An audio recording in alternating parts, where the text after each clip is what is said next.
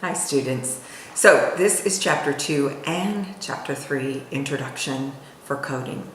So in chapter 2, we're going to learn what abstracting is. You've probably heard that term before, but in the medical world, abstracting can be defined as, and I'm just going to read this, reading the entire patient record and pulling out the details necessary for determining the correct codes. Once again, reading the entire patient record and pulling out the details necessary for determining the correct codes. That's called abstracting. Need to lock that into your brain. The motto once again here too is, if it isn't documented, it didn't happen, and if it didn't happen, you can't code it.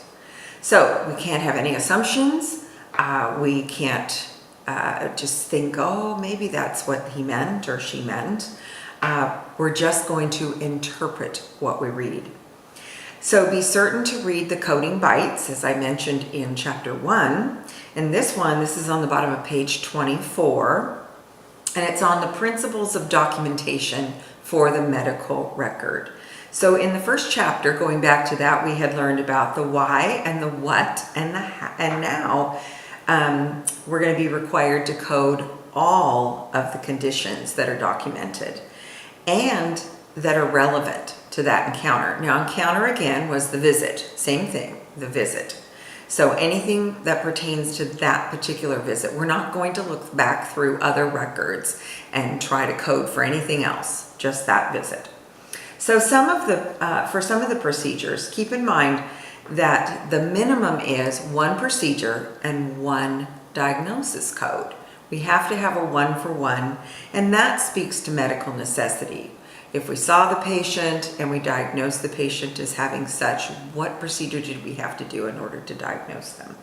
So we're going to deconstruct and use the guidelines to assist you in both the diagnostic and the procedural coding. So also we have this thing that's called query, Q-U-E-R-Y. Do what? What is that? So that is, perhaps we don't have enough information. We've read everything, we've looked over it, and you're thinking, well, I just don't have enough to select the right code.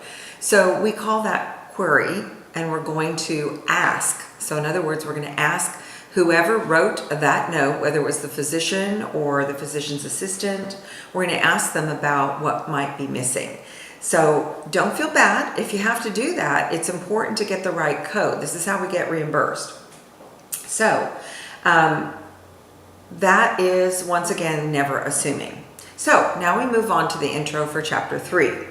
The coding process includes 6 specific actions: abstract, query if needed, those are the 2 we just talked about, code for the diagnosis, code for the procedure or multiple ones, confirm the medical necessity, and double check your codes.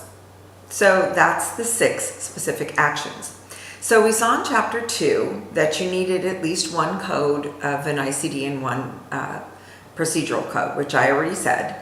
And in chapter 3, we're going to see that you could have multiple codes. It's possible that the doctor would perform many procedures for one diagnosis, more so than the other way around.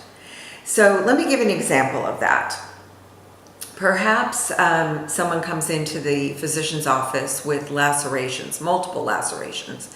It is possible that you have to code for each one that was attended to. So once you abstract all the main terms, you can begin the process of coding. You use the indexes, the tabular list, the main sections, the tables, and the alphanumeric section. Be certain to follow all the guidelines and then confirm medical necessity and double check your work. So why do we keep hearing about medical necessity? We're going to hear that over and over again.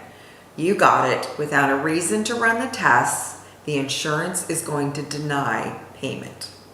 So that's very important that we pay attention to that. So now it's time for you to go to your PowerPoint and view that. And the great news is, in this class for coding, you can view it you can listen to it or you can view it. You have the option. Both of those will be loaded for you. See you in lab soon.